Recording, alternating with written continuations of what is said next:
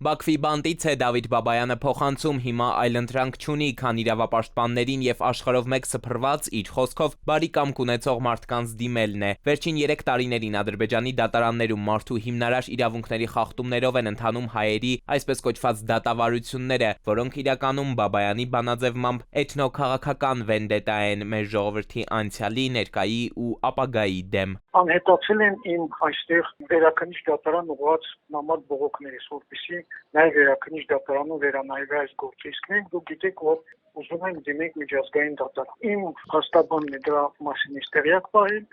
50 թվականի մայիսի 7-ին, ասելով, որ վերջին օրն է դիմումների հանձնման եւ այն իհարկե անակնկալ էր, քանի որ վերջին օրը պետք է լիներ փետրվարի 25-ը եւ այդ ամենը անհետացել է, չկա։ Իսկ դրանք միջազգային դատարաններ հասնելու ճանապարհին իսկապես կարևոր նշանակություն ունեն, մանրամասնում է միջազգային իրավունքի մասնագետը։ Կարևոր են այնքանով, որ վիճակվի նաեւ եթե անհրաժեշտություն կա բովանդակային իմաստով։ Մյուս կողմից սա կրկին վկայում է նրա մասին, որ Ադրբեջանի իշխանությունները առիթը օգտագործում են, որ միջազգային հսկողությունից դուրս են ընդհանուր առմամբ մնացել եւ պահանջատիրություն չկա, այդ թվում նաեւ Հայաստանի իշխանությունների կողմից։ Մեկուսարանից բանտ տեղափոխման ժամանակ ադրբեջանցիները նաեւ առգրավել են Բաբայանի դատարանում ունեցած վերջին ելույթի ձեռագիր տեքստերը։ Սա էլ Արցախի նախկին արտգործնախարարի համոզմամբ ոչ այլ ինչ է, քան քննադատական բոլոր հայտարարությունները ոչնչացնելու քայլ։ Ով է իմանում, ինչ կլինի հետս, այս դատավարությունը, որ ընթանում է, իհարկե շինչու է, ես կոչ եմ անում, որպեսզի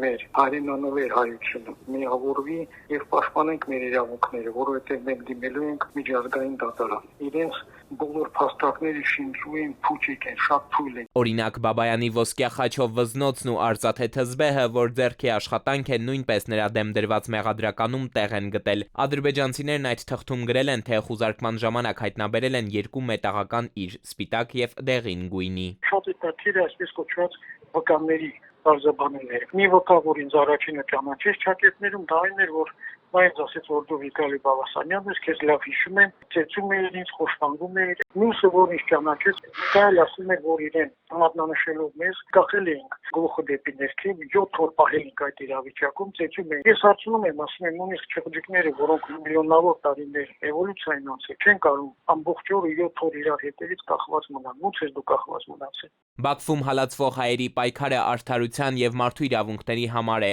հայտարարում է Բաբայանն ու ադրբեջանական բանտի բոլորիս կոչ անում պինդ մնալ։ Պինդ եղեք։ Էդուարդ Պողոսյան, ժամը լրատվական։